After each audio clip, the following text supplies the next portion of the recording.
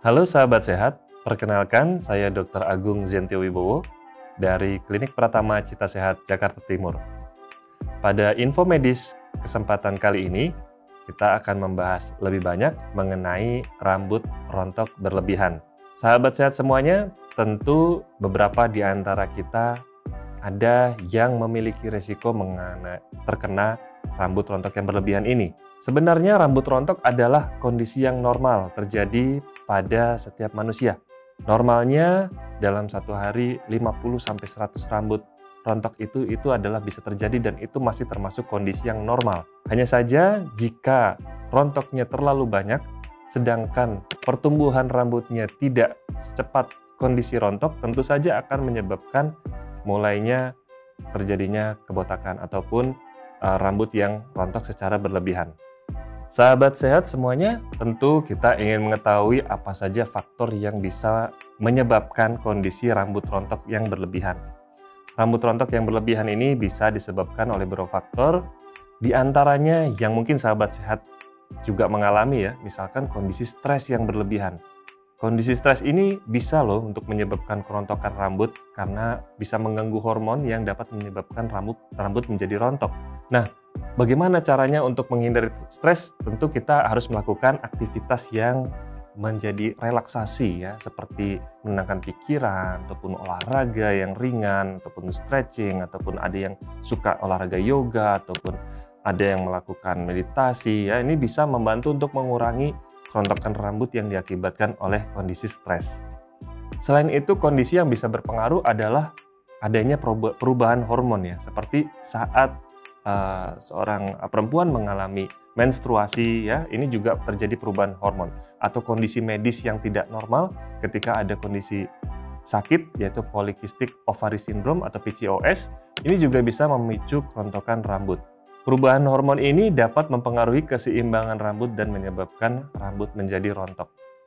Nah, sahabat sehat, pasti ada yang bertanya apakah rambut rontok ini berkaitan dengan keturunan? Ya, faktor genetik bisa mempengaruhi terjadinya kerontokan rambut ini. Yang ini terjadi secara bertahap karena adanya faktor genetik atau yang kita sering sebut sebagai keturunan. Kenapa bisa mempengaruhi? Karena faktor genetik ini punya pengaruh dalam kualitas dari kesehatan rambut. Maka kalau ada keluarga ataupun orang tua yang memang ada faktor tersebut, tentu kita harus lebih menjaga kesehatan rambut. Kemudian faktor yang berkaitan adalah pola makan yang tidak sehat. Pola makan yang tidak seimbang seperti kurang protein, kurang zat besi bisa mempengaruhi kesuburan akar rambut dan menyebabkan kerontokan. Makanan yang bergizi seperti daging tanpa lemak, ikan, telur, kacang-kacangan, sayuran, dan juga sayuran hijau ya contohnya ya, ini adalah makanan yang sehat. Selain itu, sahabat sehat semuanya bisa melengkapi dengan buah-buahan dan makanan yang alami ya. Ini untuk membantu meningkatkan kesehatan rambut. Kondisi lain yang bisa berkaitan adalah jika kita mengkonsumsi obat-obatan jenis tertentu. Beberapa contoh obat-obatan yang bisa berkaitan adalah obat yang berpengaruh dengan sistem imun atau imunosupresan dalam istilah medisnya, kemudian juga obat asam urat, obat tekanan darah tinggi, ada beberapa jenis obat tekanan darah tinggi, tidak semuanya ya. Ini juga bisa menyebabkan kerontokan rambut sebagai efek sampingnya. Beberapa penyakit yang bisa berkaitan dengan kerontokan rambut seperti kondisi penyakit autoimun, ya kondisi alopecia, kemudian gangguan tiroid, ada kondisi anemia, atau lupus, ini bisa berkaitan dengan menjadi penyebab kerontokan rambut yang berlebihan. Tentu saja untuk mengetahui kondisi ini harus ada pemeriksaan dan diagnosis yang dilakukan oleh dokter, kemudian nanti akan dilakukan pengobatan yang tepat untuk kondisi medis tersebut. Dengan ditanganinya kondisi medis tersebut bisa mencegah dan mengatasi kerontokan rambut yang sudah terjadi. Nah, sahabat sehat semuanya, bagaimana caranya untuk bisa mengatasi rambut rontok yang secara berlebihan? Pertama, kita bisa mengkonsumsi obat yang tepat yang diresepkan oleh dokter. Dokter bisa merekomendasikan obat-obatan yang bisa membantu pertumbuhan rambut dan meningkatkan pertumbuhan rambut yang baik dan sehat. Kemudian, kita juga bisa menggunakan produk perawatan rambut yang baik ya. Tujuannya untuk bisa menjaga kesehatan kulit kepala ya, untuk menjaga kesehatan rambut. Ya, seperti menggunakan conditioner dan juga ini akan membantu dan melindungi dan memperkuat rambut.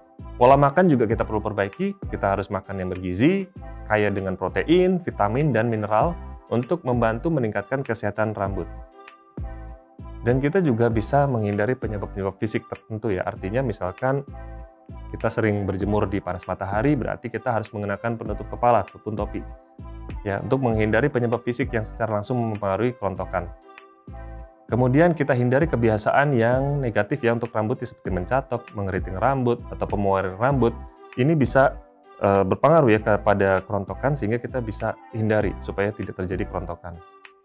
Sahabat sehat, tentu di antara kita ada yang mengetahui beberapa ramuan alami untuk bisa menumbuhkan rambut yang baik dan menghindari kerontokan rambut. Beberapa dari herbal ini juga sudah terbukti secara ilmiah bisa membantu dan dipercaya untuk menumbuhkan rambut yang lebih sehat.